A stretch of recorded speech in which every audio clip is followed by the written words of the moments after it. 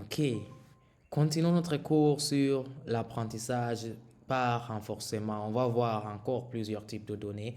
Précédemment, on a vu qu'il y avait l'apprentissage basé sur l'approche politique ou de la valeur, où on a vu les méthodes basées sur les valeurs, value-based methods, ou bien par exemple le Learning, Deep Q Network, SARSA et d'autres.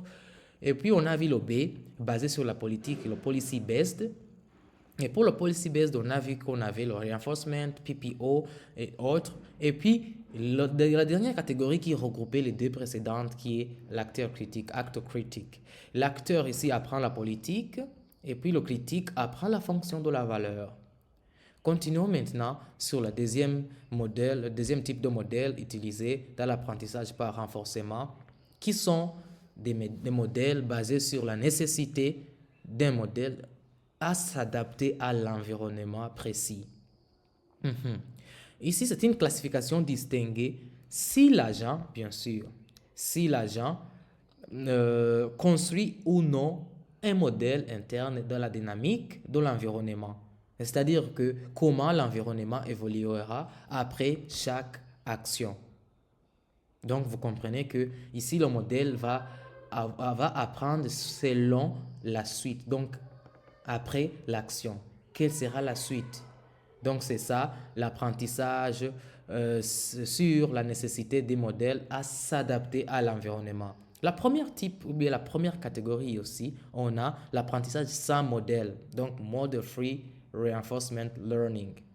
Ici, l'avantage, c'est plus simple à implémenter, fonctionne bien pour les environnements complexes. Inconvénient pour ça, ça nécessite également beaucoup plus d'expérience, interaction pour apprendre. Exemple, on a le Cure Learning, le DQN, le SARSA, le PPO et d'autres. Donc, on les avait vus auparavant. Il y a l'apprentissage basé sur un modèle, Model-Based Reinforcement Learning. L'avantage pour ça, c'est plus efficace en termes d'échantillons.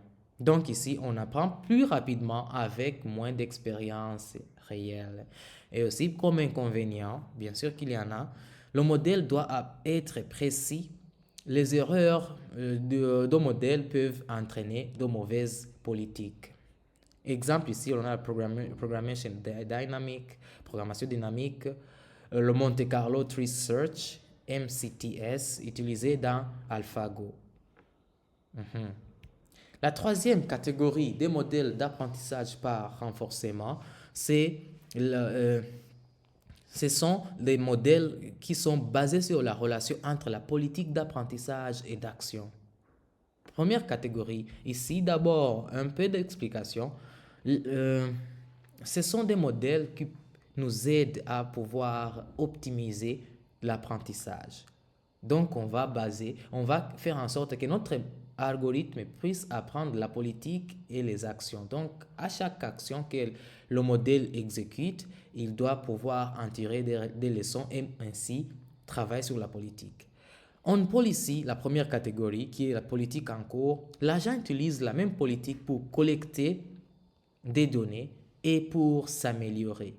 Donc, mettre à jour la politique ou la fonction de valeur. L'agent apprend de sa propre politique en explorant. Donc, c'est à l'agent de pouvoir explorer et chercher de gauche à droite. Et puis, tout en utilisant bien sûr la politique qui a été posée auparavant. Exemple ici, c'est le SARSA. Le SARSA, State Action, Reward State Action, c'est un modèle qui peut être utilisé selon ce cas. Oh, bien sûr que ça dépend aussi de ce que vous voulez achever. Ne choisissez pas un modèle au hasard. Le point B ou bien la deuxième catégorie, l'off policy, le hors politique. Ici, l'agent utilise une politique différente, dite politique complémentaire, pour collecter les données que celles qu'il cherche à améliorer, dite politique cible. Et cela permet de réutiliser les données d'expérience passée, même si elles ont été générées par une ancienne version de la politique. Donc, vous comprenez ici que c'est au modèle de pouvoir utiliser ou bien de générer ou bien de modifier la politique selon le cas précis. Exemple ici, c'est le Q-Learning ou bien le DQN qu'on a vu précédemment.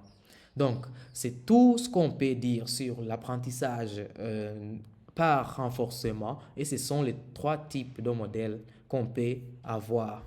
Et puis les trois types de modèles qu'on a vus, il y a ceux qui sont basés sur l'approche de la politique ou de la valeur, il y a ceux qui sont basés sur la nécessité du modèle et de l'environnement, et il y a la troisième catégorie basée sur la relation entre la politique d'apprentissage et l'action.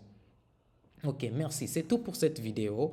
Et n'hésitez pas à commenter si vous avez une question. N'hésitez pas à me contacter si vous avez une question en commentaire, bien sûr. Et aussi, likez, partagez. Et je vous souhaite aussi une bonne suite d'apprentissage. Merci.